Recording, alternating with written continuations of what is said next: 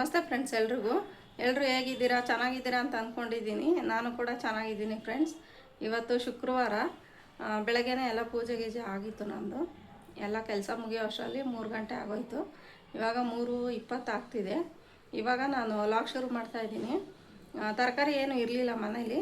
ಫ್ರಿಜ್ಜಲ್ಲಿ ಸ್ವಲ್ಪ ಹೀರೆಕಾಯಿ ಇದೆ ಅಷ್ಟೇ. ತರಕಾರಿ ತೊಗೊಂಡು ಬರೋಕ್ಕೆ ಹೋಗೋಕ್ಕೂ ಆಗಿಲ್ಲ ನನಗೆ. ಅದಕ್ಕೆ ಹೀರೆಕಾಯಿ ಇದೆ. ಇವಾಗ ಸ್ವಲ್ಪ ಹೀರೆಕಾಯಿ ಪಲ್ಯ ಮಾಡಿಬಿಟ್ಟು ಜೋಳದ ರೊಟ್ಟಿ ಮಾಡೋಣ ಅಂತ ಅಂದ್ಕೊಂಡಿದ್ದೀನಿ. ಇವತ್ತು ಸ್ವಲ್ಪ ಬಿಸಿಲು ಇದೆ, ಜೊತೆಗೆ ಮಳೆ ಕೂಡ ಬರ್ತಾ ಇದೆ.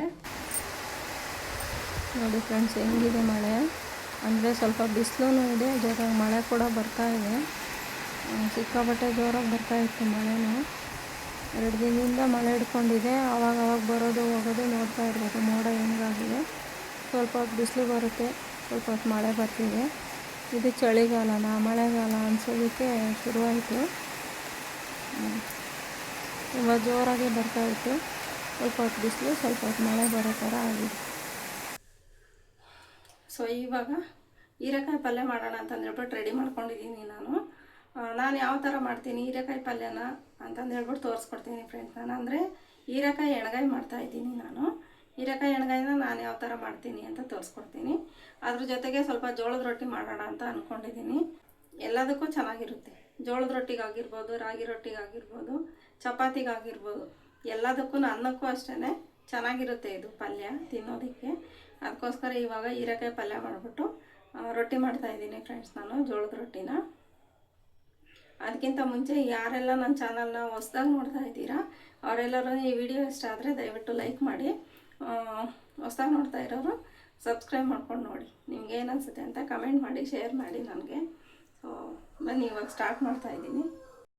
ಬನ್ನಿ ಫ್ರೆಂಡ್ಸ್, ಏನೇನು ತೊಗೊಂಡಿದ್ದೀನಿ ರುಬ್ಕೊಳ್ಳೋದಕ್ಕೆ ಅಂತ ತೋರಿಸ್ತೀನಿ ನಾನು. ಅಂದರೆ ಮಸಾಲೆ ಹಾಕ್ಬಿಟ್ಟು ರುಬ್ಬೋದಕ್ಕೆ ಏನೇನು ತೊಗೊಂಡಿದ್ದೀನಿ ಅಂತ ನೋಡಿ. ಹೀರೆಕಾಯಿ ಇದೆ, ಜೊತೆಗೆ ರುಬ್ಬೋದಕ್ಕೆ ಅಂತ ಹೇಳ್ಬಿಟ್ಟು ಟೊಮೆಟೊ, ಕೊತ್ತಂಬರಿ ಸೊಪ್ಪು, ಒಣಗಿದ ಕೊಬ್ಬರಿ, ಜೊತೆಗೆ ಬೆಳ್ಳುಳ್ಳಿ, ಈರುಳ್ಳಿ, ಹುರಿದು ರೆಡಿ ಮಾಡಿ ಇಟ್ಕೊಂಡಿರೋಂಥ ಶೇಂಗಾ ಬೀಜಗಳು, ಜೊತೆಗೆ ಕಡಲೆಪಪ್ಪು, ಸ್ವಲ್ಪ ಕುರ್ಷಣಿ ಕಾಳು, ಸ್ವಲ್ಪ ಹುಣಸೆಹಣ್ಣು, ಇದಿಷ್ಟನ್ನು ಹಾಕ್ಕೊಂಡು ರುಬ್ಕೋತೀನಿ ಫ್ರೆಂಡ್ಸ್ ನಾನು.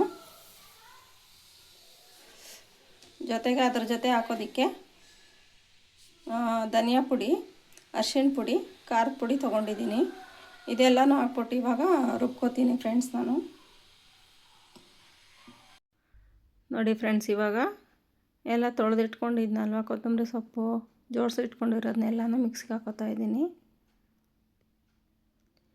ಅಂದರೆ ಜಾಸ್ತಿ ಏನೋ ನೈಸಾಗಿ ರುಬ್ಬದೇ ಇದ್ರೂ ನಡೆಯುತ್ತೆ. ಸ್ವಲ್ಪ ಮಟ್ಟಿಗೆ ತರಿಯಾಗಿದ್ರೂ ರುಬ್ಕೋಬೋದು. ತರಿಯಾಗಿದ್ರೂ ಚೆನ್ನಾಗಿರುತ್ತೆ. ನೈಸಾಗಿ ರುಬ್ಬಬೇಕು ಅಂತೇನಿಲ್ಲ. ಸೊ ಇವಾಗ ಒಂದು ರೌಂಡ್ ಮಿಕ್ಸಿಗೆ ಹಾಕ್ಕೊಂಡು ಬರ್ತೀನಿ ಫ್ರೆಂಡ್ಸ್. ಇದು ನೋಡಿ, ಈ ಥರ ಜಾಸ್ತಿ ನೈಸು ಇಲ್ಲ, ಈ ಕಡೆ ಜಾಸ್ತಿ ತರಿನೂ ಇಲ್ಲ, ಆ ಥರ ರುಬ್ಕೊಂಡಿದ್ದೀನಿ ನೋಡಿ. ಇವಾಗ ಎಲ್ಲ ಹೀರೆಕಾಯಿನ ಮೇಲ್ಗಡೆ ಸಿಪ್ಪೆ ಹರ್ಕೊಂಡು, ಬದನೆಕಾಯಿ ಎಲ್ಲ ಕಟ್ ಮಾಡಿ ಇಟ್ಕೋತೀವಿ ಅಲ್ವಾ, ಹೋಳು ಮಾಡಿಬಿಟ್ಟು ಆ ಥರ ಕಟ್ ಮಾಡ್ಕೊಬೇಕು. ಅದಕ್ಕಿಂತ ಮುಂಚೆ ಹೀರೆಕಾಯಿನೆಲ್ಲ ಎರ್ಕೋತಾ ಇದ್ದೀನಿ ಮೇಲ್ಗಡೆ ಸಿಪ್ಪೆನ. ನೋಡಿ ಫ್ರೆಂಡ್ಸ್, ಎರ್ಕೊಂಡಿದ್ದಾದಮೇಲೆ ಈ ಥರ 4 ಹೋಳು, ಅಂದರೆ ಬದನೆಕಾಯಿನ 4 ಹೋಳು ಮಾಡ್ಕೋತೀವಿ ಅಲ್ವಾ, ಆ ಥರ ತುಂಬೋದಕ್ಕೆ 4 ಹೋಳು ಹೆಚ್ಚಿಟ್ಕೊಂಡಿದ್ದೀನಿ. ನೋಡಿ ಫ್ರೆಂಡ್ಸ್, ರುಬ್ಬವಾಗ ನಾನು ಉಪ್ಪು ಹಾಕ್ಕೊಂಡಿರಲಿಲ್ಲ. ಇವಾಗ ಉಪ್ಪು ಹಾಕ್ಕೊಂಡು ಎಲ್ಲ ಚೆನ್ನಾಗಿ ಮಿಕ್ಸ್ ಮಾಡಿಬಿಟ್ಟು ಹೆಚ್ಚಿಟ್ಕೊಂಡಿದ್ದೀನಿ ಅಲ್ವಾ ಹೀರೆಕಾಯಿ, ಅದಕ್ಕೆಲ್ಲನೂ ತುಂಬ್ಕೋತೀನಿ ಹೋಳುಗಳಿಗೆ. ನೋಡಿ ಫ್ರೆಂಡ್ಸ್, ಎಲ್ಲನೂ ತುಂಬಿಸಿಟ್ಕೋತೀನಿ ಈ ಥರ. ಜಾಸ್ತಿ ಏನು ತುಂಬಿಸಿಟ್ಕೊಳ್ಳೋದಿಲ್ಲ, ಉಳಿದಿರೋ ಮಸಾಲೆನ ಆಮೇಲೆ ಕಲಿಸ್ಬಿಟ್ಟು ಹಾಕ್ತೀನಿ ನೋಡಿ. ಈ ಥರ ಎಲ್ಲನೂ ತುಂಬಿಸಿಟ್ಕೋತೀನಿ.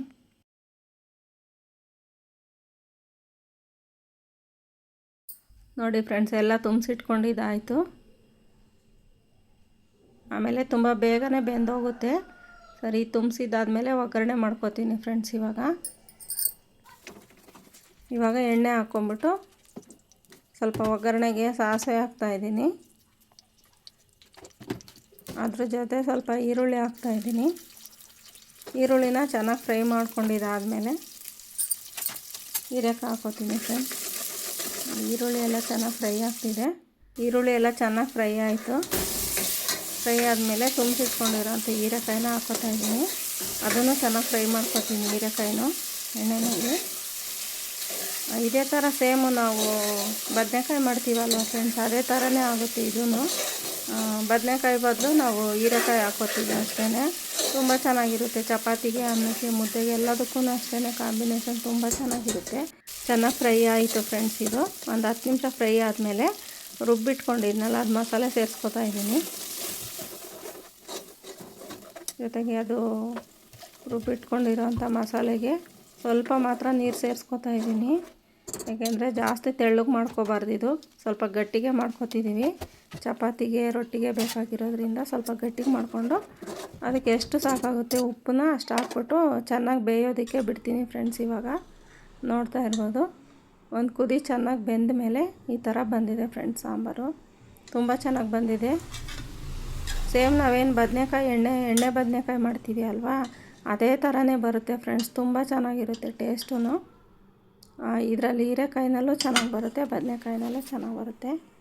ಸೊ ನೋಡ್ತಾ ಇದ್ದೀರಾ ಯಾವ ಥರ ಬಂದಿದೆ ಅಂತ ಹೇಳ್ಬಿಟ್ಟು ನನಗೆ ಕಮೆಂಟ್ ಮಾಡಿ ತಿಳಿಸಿ. ಸೊ ಯಾರ್ಯಾರೆಲ್ಲ ಹೀರೆಕಾಯಿ ಪಲ್ಯ ಮಾಡ್ತೀರಾ, ಅಂದರೆ ಹೀರೆಕಾಯಿ ಎಣ್ಗಾಯಿ ಮಾಡ್ತೀರಾ ಅಂತಂದು ಹೇಳ್ಬಿಟ್ಟು. ನಮ್ಮ ಕಡೆ ಮಾಡ್ತೀವಿ ಇದು ಜಾಸ್ತಿ ಹೀರೆಕಾಯಿನ.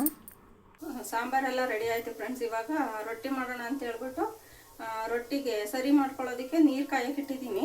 ಇದಕ್ಕೆ ಸ್ವಲ್ಪ ಉಪ್ಪು ಹಾಕೋತೀನಿ ನೋಡಿ. ಬಿಸಿಯಾಗಿರೋ ನೀರಿಗೆ ಉಪ್ಪು ಹಾಕೋತಾ ಇದ್ದೀನಿ. ಉಪ್ಪು ಹಾಕ್ಕೊಂಡು ಅದಕ್ಕೆ ಸ್ವಲ್ಪ ಜೋಳದ ಹಿಟ್ಟು ಹಾಕ್ಕೊಂಡು ತಿರುಗಿಸ್ಕೊತಾ ಇದ್ದೀನಿ. ಇವಾಗ ಸರಿ ಮಾಡ್ಕೊತಾ ಇದ್ದೀನಿ ಜೋಳದ ಹಿಟ್ಟು ರೊಟ್ಟಿಗೆ. ನೋಡಿ, ಗಂಟು ಇಲ್ಲದೆ ಇರೋ ಥರ ಸೌಟಲ್ಲೆಲ್ಲ ತಿರುಗಿಸ್ಕೊಂಡು ತಣ್ಣಗಾಗಕ್ಕೆ ಬಿಡಬೇಕು. ಅದನ್ನು ಸ್ವಲ್ಪ ತಣ್ಣಗಾದ್ಮೇಲೆ, ಅಂದರೆ ತೀರಾ ತಣ್ಣಗೇನಾಗಿಲ್ಲ, ಸ್ವಲ್ಪ ಬಿಸಿ ಇತ್ತು, ಅದಕ್ಕೇ ಎಷ್ಟು ಬೇಕಾಗುತ್ತೋ ಅಷ್ಟು ಜೋಳದ ಹಿಟ್ಟು ಹಾಕ್ಕೊಂಡು ಚೆನ್ನಾಗಿ ನಾದ್ಕೋಬೇಕು. ನಾವು ಎಷ್ಟು ಚೆನ್ನಾಗಿ ನಾದುತ್ತೀವಿ ಅಷ್ಟು ಚೆನ್ನಾಗಿ ಬರುತ್ತೆ ರೊಟ್ಟಿಗಳು. ಸ್ವಲ್ಪ ಗಟ್ಟಿ ಅನ್ನಿಸ್ತಾ ಇತ್ತು, ಅದಕ್ಕೆ ಸ್ವಲ್ಪ ನೀರು ಚಿಮ್ಸ್ಕೊತಾ ಇದ್ದೆ ನಾನು. ನೋಡಿ ಎಷ್ಟು ಚೆನ್ನಾಗಿ ಬಂದಿದೆ. ತುಂಬ ಚೆನ್ನಾಗಿ ಬರುತ್ತೆ. ತುಂಬ ಚೆನ್ನಾಗಿ ಎಷ್ಟು ಚೆನ್ನಾಗಿ ನಾದುತ್ತೀವಿ ಅಷ್ಟು ಚೆನ್ನಾಗಿ ಬರುತ್ತೆ ರೊಟ್ಟಿಗಳು. ನೋಡಿ ಈ ಥರ ಎಲ್ಲ ನಾದ್ಕೊಂಡಿದ್ದಾದಮೇಲೆ ಉಂಡೆಗಳನ್ನ ಮಾಡ್ಕೋತಾ ಇದ್ದೀನಿ ನಾನು. ಈ ಥರ ಚಿಕ್ಕ ಚಿಕ್ಕ ಉಂಡೆಗಳನ್ನ ಫಸ್ಟೆಲ್ಲ ನಾನು ಕಲಿಯೋವಾಗ ತುಂಬ ಕಷ್ಟ ಆಗಿತ್ತು ಫ್ರೆಂಡ್ಸ್. ನನಗೂ ಬರ್ತಾನೆ ಇರಲಿಲ್ಲ. ಅಯ್ಯೋ ಸಾಕಪ್ಪ ಈ ರೊಟ್ಟಿ ರಾಮಾಯಣನೇ ಸಾಕು ಅಂತ ಅನಿಸೋದು ನನಗೆ.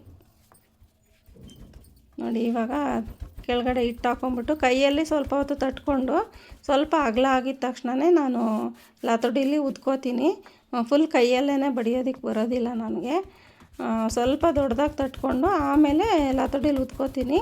ನಾನು ಯಾಕೆ ಇದನ್ನು ಹೇಳ್ತಿದ್ದೀನಿ ಅಂತ ಹೇಳಿದ್ರೆ, ನಾನು ಲೈವಲ್ಲಿ ಬರೋರೊಬ್ಬರು ಕೇಳಿದರು, ಪಾಪ ರೊಟ್ಟಿ ಮಾಡೋಕ್ಕೆ ಬರೋದಿಲ್ವಂತೆ ಅವ್ರಿಗೆ.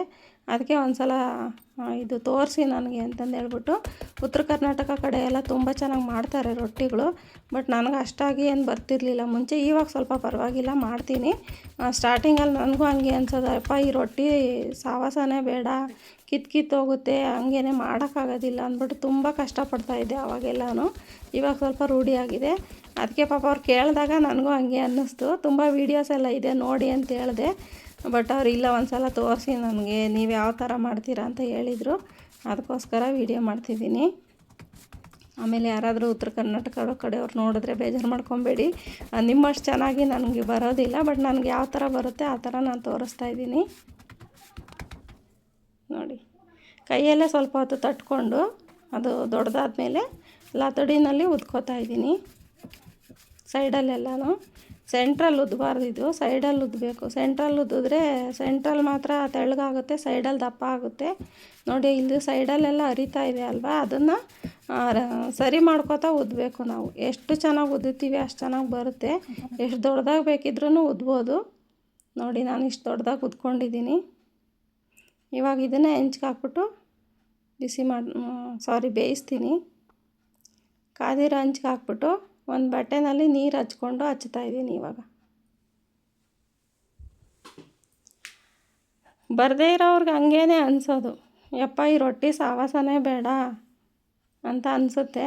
ಸೊ ಇವಾಗೆಲ್ಲ ನನಗೆ ರೂಢಿ ಆಗಿದೆ, ಹಂಗಾಗಿ ಮಾಡ್ತಾಯಿದ್ದೀನಿ ಅಷ್ಟೇ. ನೋಡಿ ಇದು ನೀರು ಹಚ್ಬಿಟ್ಟು ಮೇಲ್ಗಡೆ ನೀರಿಂದೆಲ್ಲ ಡ್ರೈ ಆದಮೇಲೆ ತಿರುವು ಹಾಕಿದ್ರೆ ಈ ಥರ ಆಗುತ್ತೆ. ಅಂದರೆ ಖಡಕ್ಕಾಗಿ ಬೇಕಿದ್ರೂ ಮಾಡ್ಕೊಬೋದು, ಸ್ಮೂತಾಗಿ ಬೇಕಿದ್ರೂ ಮಾಡ್ಕೊಬೋದು. ನೋಡಿ ಸೈಡಲ್ಲೆಲ್ಲ ಬೆಂದಿರೋದಿಲ್ಲ. ಅದನ್ನೆಲ್ಲ ಒಂದು ಬಟ್ಟೆ ತೊಗೊಂಡು ಅದುಮ್ಬೋದು, ಇಲ್ಲ ನಾನು ಸೌಟಲ್ಲೇ ಅದುಮ್ತಾ ಇದ್ದೀನಿ. ನೀವು ಬಟ್ಟೆ ತೊಗೊಂಡು ಬೇಕಿದ್ರು ಅದನ್ನು ಅದುಮಿದ್ರೆ ತುಂಬ ಚೆನ್ನಾಗಿ ಬೇಯ್ಕೊಳ್ಳುತ್ತೆ ಸುತ್ತಲೂ. ನಾನು ಮೆತ್ತಗೆ ಮಾಡ್ಕೊತಾ ಇದ್ದೀನಿ ರೊಟ್ಟಿನ, ಖಡಕ್ಕಾಗಿ ಮಾಡ್ತಾಯಿಲ್ಲ. ನೋಡಿ ಈ ಥರ ಬೆಂದಿದೆ, ಎರಡು ಕಡೆನೂ ಚೆನ್ನಾಗಿ ಬೇಯಿಸ್ಕೋಬೇಕು. ಸೆಂಟ್ರಲ್ಲಿ ಬೆಂದ್ಬಿಡುತ್ತೆ, ಸೈಡಲ್ಲೇ ಬೇಯಿಸ್ಕೋಬೇಕು ನಾವು. ನೋಡಿ ಇವಾಗ ಇದಾಯಿತು ರೊಟ್ಟಿ. ಇದೇ ಥರನೇ ಎಲ್ಲ ರೊಟ್ಟಿನೂ ಬೇಯಿಸ್ಕೊತೀನಿ ನಾನು.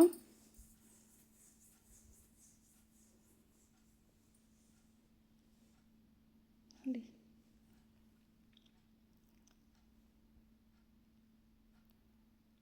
ತುಂಬ ಚೆನ್ನಾಗಿ ಬಂದಿದ್ವು ಎಲ್ಲ ರೊಟ್ಟಿಗಳೂ.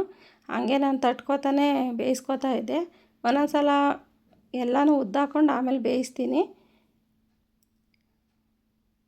ನೋಡಿ ಇನ್ನಿಷ್ಟಿತ್ತು, ಎಲ್ಲ ಉದ್ದಿದೆ, ಇಷ್ಟಾಗಿದೆ ಫ್ರೆಂಡ್ಸ್. ತುಂಬ ಚೆನ್ನಾಗಿ ಬಂದಿದ್ದಾವೆ ಮೆತ್ತಗೆ ರೊಟ್ಟಿಗಳು, ಕಡಕಾಗಿ ಮಾಡ್ಕೊಂಡಿಲ್ಲ.